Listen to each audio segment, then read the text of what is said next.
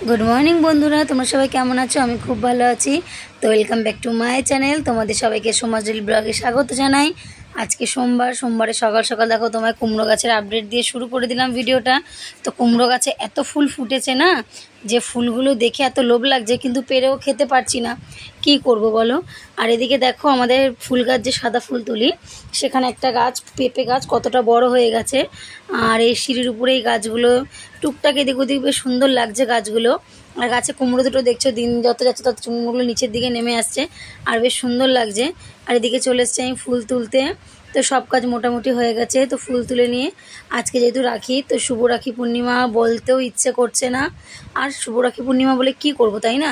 ভাইরা বোনদের রক্ষা করার জন্য শপথ নেয়, তো সেখানে নিজের বোনকে রক্ষা করার আর পরের বোনকে উপর অত্যাচার করে।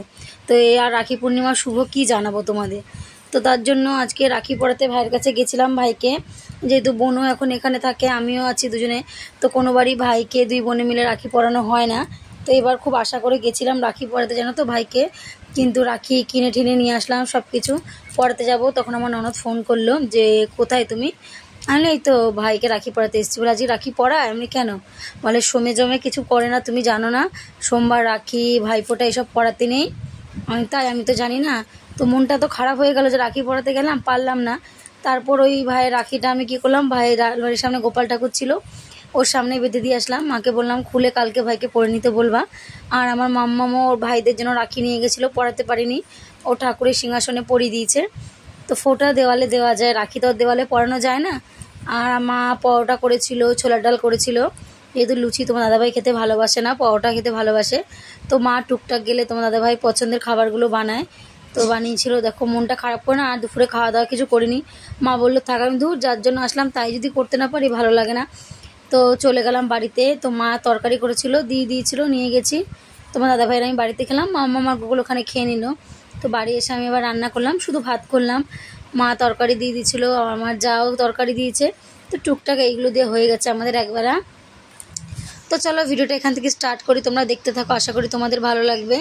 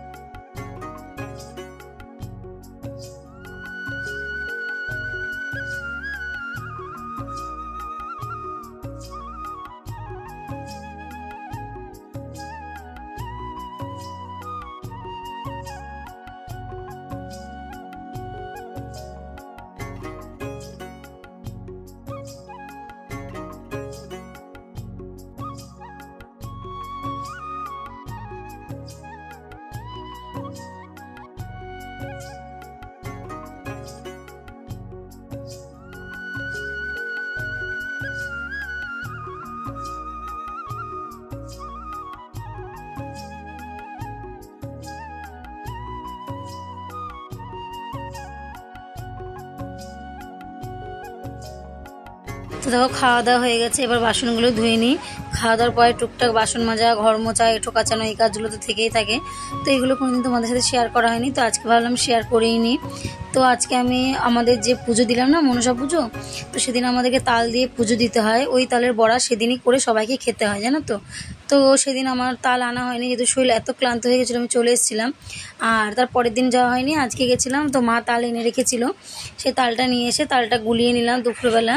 যেহেতু রাতে বড়া করবো, ওই জন্য রাতে আবার কে করবে, দিনের বেলায় গুলে টুলে রেখে দিয়েছি। আর এদিকে কাপড়টা নিয়ে এসেছি, মা বলছে তুই কাপড়টা নিয়ে যা, এখানে মানে এত মানে বালি কাপড়টার মধ্যে যে মা ধুচ্ছে যাচ্ছেই না। আর আমাদের তো টাইম কলের জল সময় সময় আসে চলে যায়, জলের খুব অভাব। আর আমাদের বাড়িতে তো সারাক্ষণই জল থাকে, মা বলে নিয়ে যা, ভালো করে কেচে ধুয়ে মেলে দিবি। তো আমি আবার এসে কেচে ধুয়ে ভালো করে মেলে দিলাম। দিয়ে তারপরে আবার যাব তোমার একটু খাওয়া দাওয়া যেহেতু হয়ে গেছে, আর কোনো কাজ নেই, তালটা গুলে নেবো, তালটা গুলে একটু বিশ্রাম নিয়ে নেব। আবার বিকেলে কাজ, যেহেতু আছে গোকুলের মাঠ, তো বিশ্রাম নেব কী করে। এখনই কখনো বাজে না 3:30 বাজে, গোকুলে 4টে মাঠ, গোকুলকে একবারে রেডি করে মাঠে পাঠিয়ে তারপরে একটুখানি বসবো।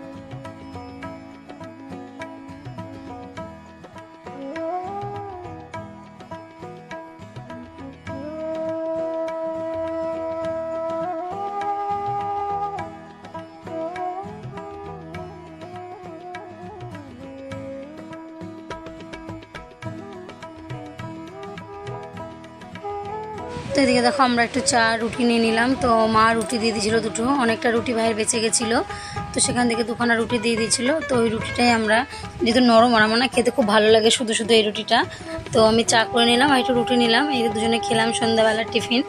আর এখানে দেখো ময়দাটাকে চেলে নিচ্ছি, যতই হোক বর্ষাকালের ময়দা একটু যদি পোকা থাকে।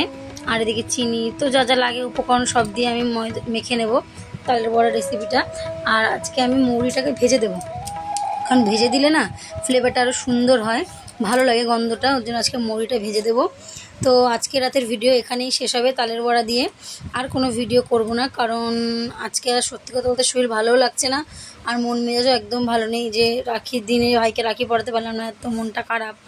তার জন্য আজকে আর সেরকম কোনো কাজকর্মও ছিল না, সেরকম ভিডিও তোমাদের সাথে দেওয়া হয়নি। তো যেটুকুনি করেছি সারাদিনে সেটুকুনি তোমাদের সাথে শেয়ার করলাম। তো জানি না কেমন লাগবে তোমাদের, আশা করি ভালো লাগবে। তো চলো আজকের ভিডিওটা এখানেই শেষ করবো, আবার কালকে নতুন একটা দিনে নতুন একটা ভিডিও নিয়ে চলে আসবো। ততক্ষণের জন্য তোমরা সুস্থ থেকো, ভালো থেকো, এবং তোমরা সবাই না এই পৃথিবীতে এখন যত, ওই যে কালকে একজন দিদিভাই কমেন্ট করেছিল যে মেয়ে হয়ে জন্মানো পাপ না মা হয়ে মেয়েকে জন্ম দেওয়া পাপ, তো আমাদের কাছে কোনোটাই পাপ না। আমরা মা হয়ে সন্তান জন্ম দেবো, এটাই শেখে, মেয়ে হোক কিংবা ছেলে হোক, তাদেরকে সঠিক শিক্ষায় বড় করব। আর বলছিল যে মেয়েদের লক্ষ্মী হয়ে থাকা, তো লক্ষ্মী সরস্বতী এখন বাদই দাও, এখন পারলেই চেষ্টা করো মেয়েকে কালী রূপে দুর্গা রূপে তৈরি করতে, কারণ নিজে সেলফ ডিপেন্ড বাচ্চাকে নিজেকেই নিতে হবে, কারণ সঙ্গে বাবা মা কতক্ষণ থাকবে, তাই না? তো তার জন্য প্রত্যেকের বাচ্চাকে সেলফ ডিপেন্ড হওয়া শেখাও। আর এখন প্রত্যেকটা স্কুলেও মেয়েদের সেলফ ডিপেন্ড হওয়া শেখাচ্ছে, কোনো ভয় নেই। আর পারলে মেয়েদেরকে তোমরা কালী দুর্গা রূপে তৈরি করো, কখনোই লক্ষ্মী সরস্বতী রূপে নর্ম হয়ে থেকে অত্যাচার সহ্য করা মেয়ে সন্তান যেন আর কেউ না হয়। আর প্রত্যেক ছেলেকেও বলি যে নিজের বোনদের যেমন তোমরা রক্ষা করছো, পরের মেয়েকে তোমরা অত্যাচারেরভাবে করো না, তো তাদেরকেও নিজের বোনের মতো সম্মান দাও, তাদের সাথে সেইভাবে ব্যবহার করো। তো এটাই বলার ছিল, আর কিছু না। তো কখনোই মেয়ে হয়ে জন্মানোটা পাপ না, পাপ কোনো জিনিসই নেই, যদি নিজেকে নিজের মতো করে তৈরি করি না, যদি নিজের